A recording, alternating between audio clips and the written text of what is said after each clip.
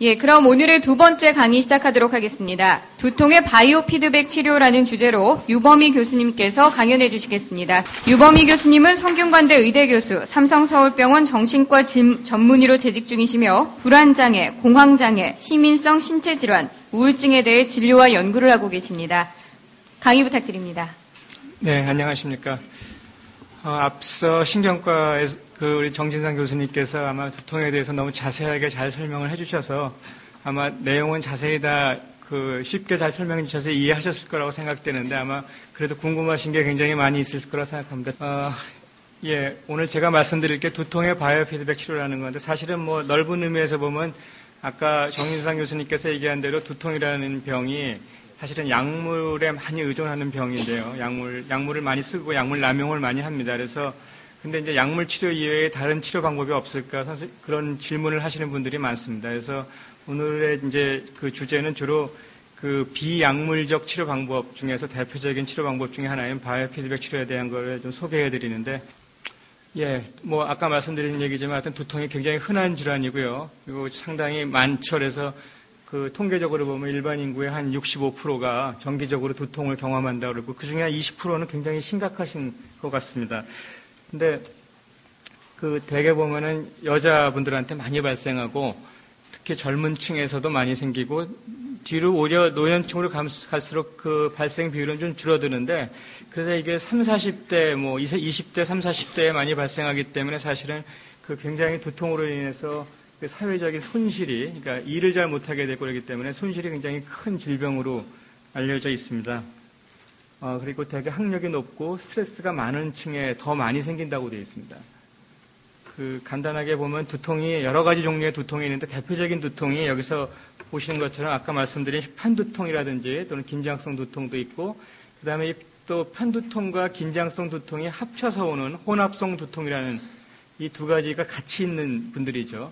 이것도 굉장히 많습니다. 혼합성 두통. 그 다음에 분발 두통이라고 해서 굉장히 아주 심한 두통인데 아주 드물지만 굉장히 심각한 두통도 있고 또 3차 신경에 우리 얼굴에 그 부위에 있는 3차 신경이라는 그 신경이 뇌신경이 있는데 그 신경계에 생기는 어떤 통증이 이렇게 아주 심하게 오는 경우도 있고 뭐 뇌종양 같은 이런 병 때문에 이렇게 오는 그 두통이 있습니다. 이 두통이 보면은 편두통이 좀 더 긴장성 두통보다 일반적으로 더 이렇게 샤프하게 더 아주 심하게 두통의 강도가 굉장히 심한 걸 알 수가 있습니다. 긴장성 두통은 대개 편두통보다는 좀 약하지만은 상대적으로 그렇지만은 이게 아주 계속 오랫동안 아주 띵하게 아픈 그런 증상들이 오래 지속되는 그런 특성이 있고 혼합성 두통이 또 실제로 많이 우리가 임상에서 보게 되는데 이런 분들 보면은 편두통하고 긴장성 두통이 뒤섞여 있어서 진단이 뭐 어떤 때는 편두통을 내렸다가 어떤 때는 긴장성 두통을 내렸다가 그러는 분들도 있는데 이 두 개가 실제로 겹쳐져 있는 경우가 많이 있습니다.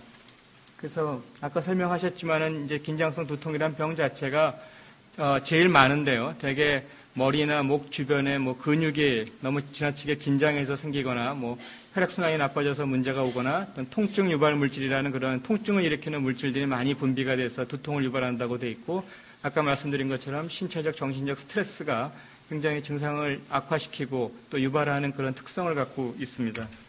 편두통도 아까 설명 자세하게 하셨으니까 간단하게만 설명하고 넘어가면 하여튼 뭐 혈관의 문제로 생긴다는 그런 주장이 많이 있지만은 그것뿐만이 아니라 뇌신경계에 의해서 생긴 여러 가지 신경 안에 그러니까 뇌신경계에서 분비되는 신경 물질들이 있는데 그런 물질들이 혈관 확장을 유발하는 경우들도 있고 그다음에 여러 가지 일산화탄소라든지 알코올이나 히스타민 같은 이런 물질들 혈관 확장을 유발하는 물질들 때문에 그렇게 혈관이 확장되고 다시 수축되고 하는 과정에서 통증이 유발된다는 그런 의견들도 있습니다. 그래서 간단하게 보면 이 긴장성 두통과 편두통이 두 개를 비교해서 보면은 부위가 긴장성 두통은 대개 머리 양측성으로 띠 모양으로 증상이 나타나는 경우가 많고 편두통은 대개 편측성으로 한쪽에서만 오는 경우가 많고요. 양상이 대개 긴장성 두통은 무겁게 짓누르는 양상이지만 편두통은 박동성으로 이 혈관이 뛰는 것과 맞물려서 박동성으로 오는 경우가 많고 이 동반 증상이 긴장성 두통은 대개 식욕부진 같은 것들이 오고 편두통은 이 메스껍다든지 또는 구토를 한다든지 또는 광선공포증이라고 해서 이 빛을 받으면 증상이 심해지는 경우라든지 또 이렇게 큰 소리 같은 걸 알면은 그런 거에 의해서 증상이 악화되는 그런 증상들이 나타나고요. 이 강도는 대개 일반적으로 편두통이 더 심하게 나타나죠. 그리고 악화 인자를 보면 편두통은 스트레스나 과로 같은 것들이 있고 긴장성 두통은, 그리고 편두통은 스트레스에도 영향을 받지만 카페인 음료라든지 이런 다른 일상적인 활동에 의해서도 쉽게 악화되는 그런 경우들이 우리가 흔히 보게 됩니다.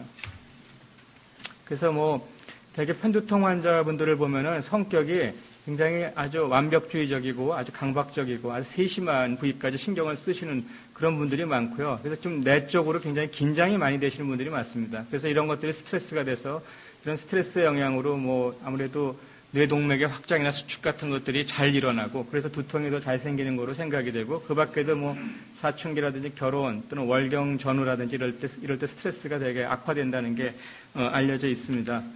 또 긴장성 두통은 상대적으로 이게 만성적인 불안이나 긴장감 이런 것들하고 연관이 깊기 때문에 대개 보면은 이게 심적인 갈등이 많은 분들, 그 다음에 평소에 그 생활 태도가 많이 자기 자신을 억제하고 사시는 분들, 이런 분들한테 이런 긴장성 두통이 잘 생깁니다.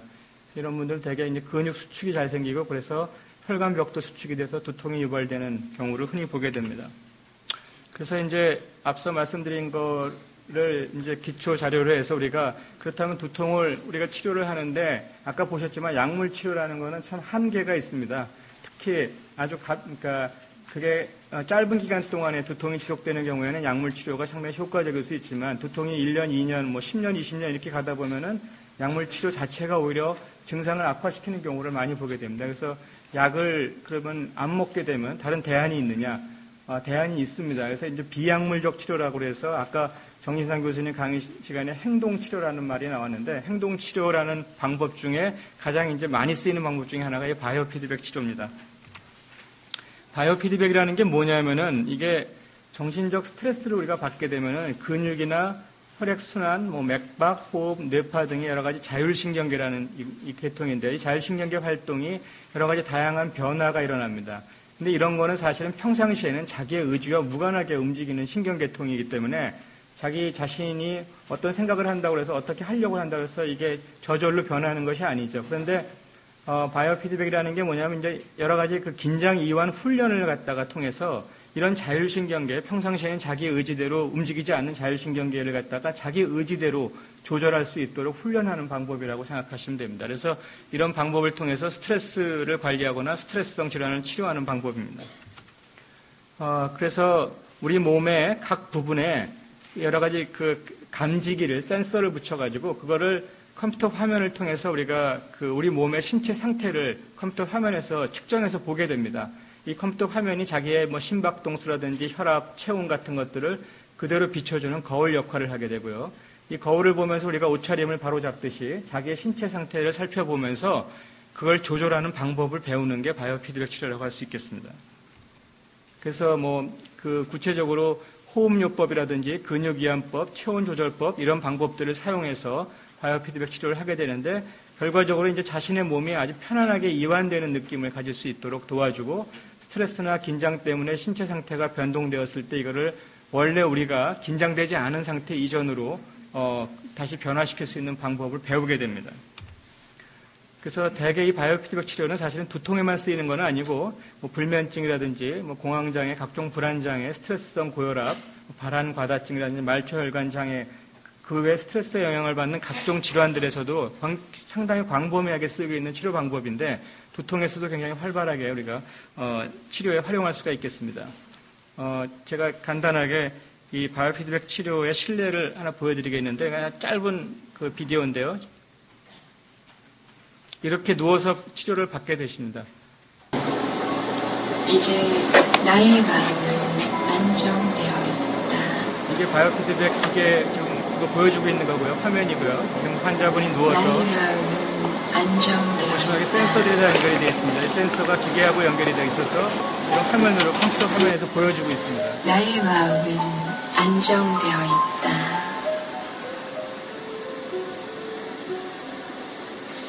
이젠 오른팔에 집중해보세요. 오른팔이 무겁다.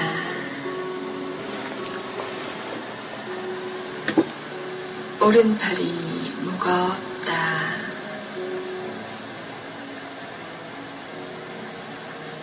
오른팔이 무겁다.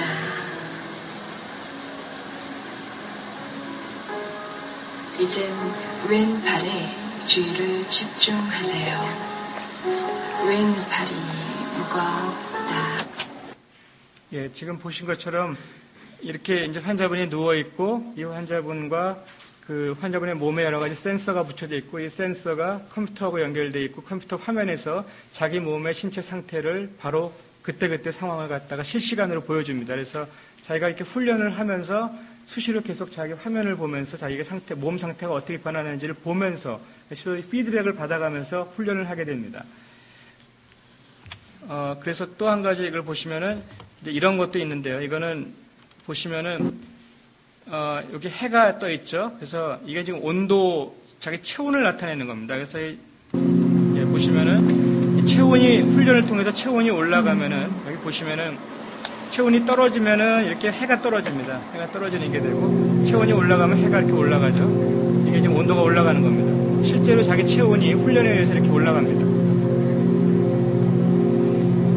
대개 이제 스트레스를 받게 되면 이제 체온이 떨어집니다. 체온이 떨어지고 긴장을 이완시키고 그래서 몸이 좀 편해지고 이렇게 되면 저 체온이 올라가거든요. 그래서 나중에 그 신뢰가 나오겠지만은 실제로 어떤 분들은 아주 심한 경우에는 온도가 체온이 그 훈련에 의해서 한 3, 4도씩 왔다 갔다 합니다.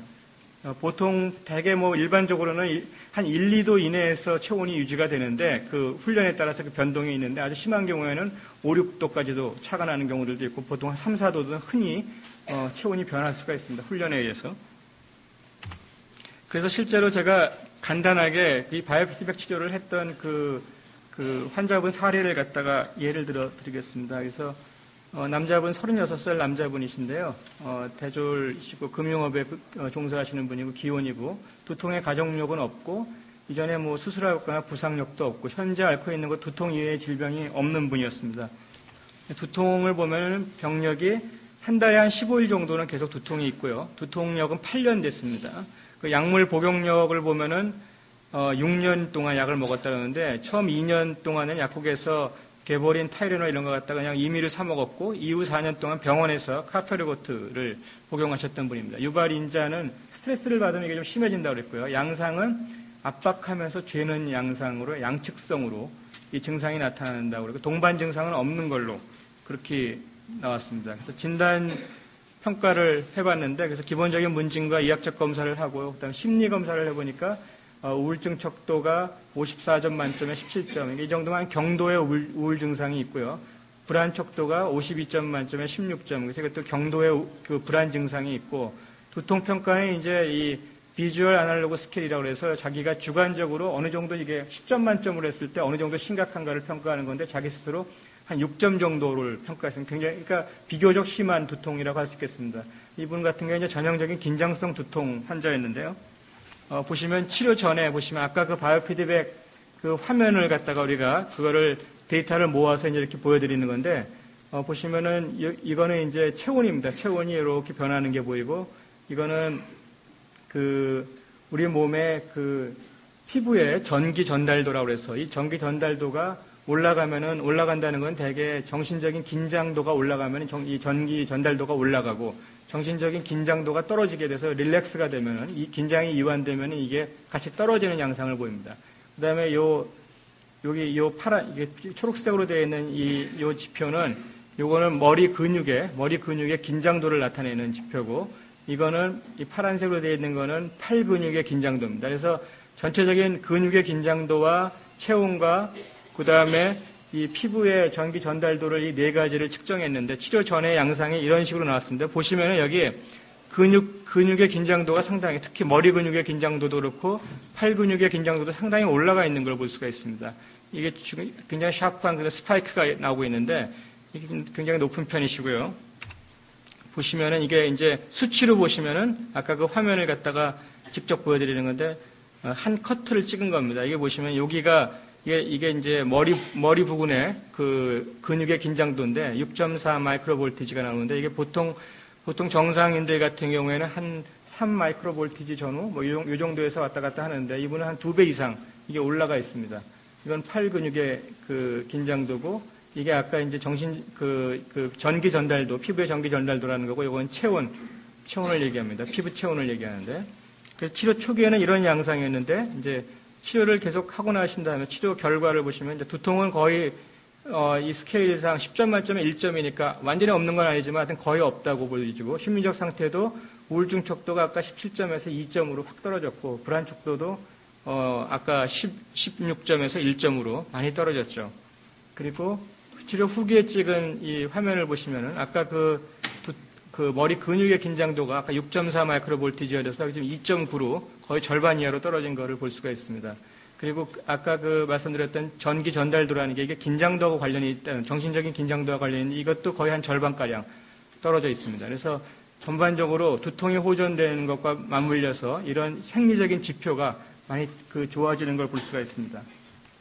근육 긴장도도 보면은 이 치료 전하고 치료 후에 보시면 전반적으로 치료 전하고 후가 전체적으로 볼 때 다 낮아져 있는 것을 볼 수 있겠습니다.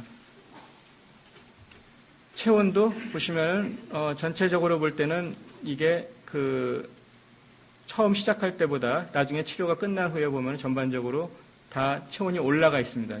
그 체온도 올라가고 근육 긴장도는 떨어지고 이렇게 양상이 변하게 되죠.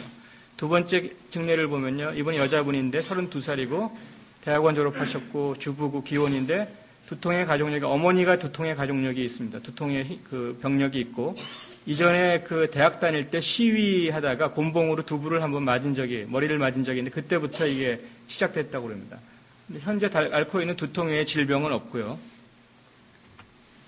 빈도는 매달 한 10일 정도씩 오고 두통력이 대개 10년, 대학교 때부터니까 약물 복용력은 7년 됐고 심하게 아플 때만 이분은 타이레놀만 먹으면서 버텨왔다고 그러고요.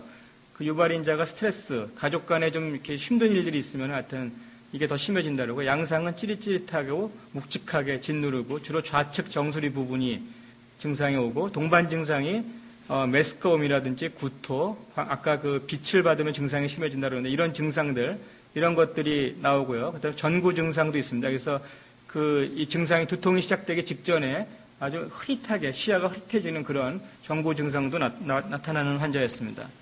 그래서 심리검사 해봤더니 우울증 척도가 한 13점 나오고 불안 척도도 한 22점. 불안 척도가 상당히 높게 나왔습니다. 그래서 좀 불안하신 상태였고 두통평가에서는 이게 5점 정도로 그러니까 편두통 치고는 이게 전구 증상을 동반한 편두통인데 이게 편두통 치고는 아마 이 측정할 당시에 이제 그때 두통이 아주 심하게 오지 않아서 그런지 편두통 치고는 비교적 낮은 편이지만 어쨌든 하여튼 중간 정도의 두통을 지금 호소하고 있는 분이었고요. 치료 전에 보시면 역시 마찬가지로 바이오피드백 검사한 결과인데 이건 체온이고요. 아까 이게 피부 전기 전달도라고 말씀드렸고 이게 이제 머리 근육의 근육의 긴장도고요. 이게 팔 근육의 긴장도인데 다 둘 다 높고 다음 걸 보시면 치료 초기에 보시면은 여기 특히 팔 근육의 9.7 마이크로볼티지 아까 첫 번째 환자분도 굉장히 높죠. 그리고 머리 근육도 5.3 마이크로볼티지로 있고 보시면 특징적인 게 이분은 체온이 굉장히 낮습니다. 잘렸는데 여기 28.6도입니다. 28.6도면 굉장히 낮은데요. 보통 분들이 대개 정상인들이 한 30도에서 32도, 3도 정도 사이, 그 정도 사이인데 28도 정도면 상당히 낮은 편입니다. 이분이 치료를 하고 나서 역시 두통은 거의 호전됐고 심리적 상태도 우울증 척도도 떨어지고 불안 척도도 많이 좋아졌는데 치료 후기에 보시면은 여기 체온 보십시오. 체온이 35도 3까지 거의 한 7도가 올라갔습니다. 그러니까 말초 체온이. 이게 전부 자기가 이제 반복적으로 훈련, 바이오피드백 치료를 하면서 훈련을 하면서 이게 좋아지신 거고 여기 근육의 긴장도도 아까 9.6에서 0.6으로 떨어지고 이것도 아까 5.7인가요? 어디서 1.4로 떨어지고 그래서 굉장히 근육의 긴장도도 호전이 되고 체온도 스스로 올라가는 이런 근육의 긴장도나 체온 같은 거는 사실은 우리가 평상시에는 자기 마음대로 어떻게 이걸 할 수 없는 자율신경계에 영향이 있는 거지만 훈련을 계속 반복해서 하게 되면 그런 것들을 우리가 우리 의지대로 어느 정도는 조절할 수 있게 된다는 얘기입니다. 그래서 이런 걸 통해 가지고 두통이 호전된 그런 증례라고 하겠습니다. 근육 긴장도 보시면 치료 전과 후에 현저하게 떨어져 있는 거 보실 수 있고요.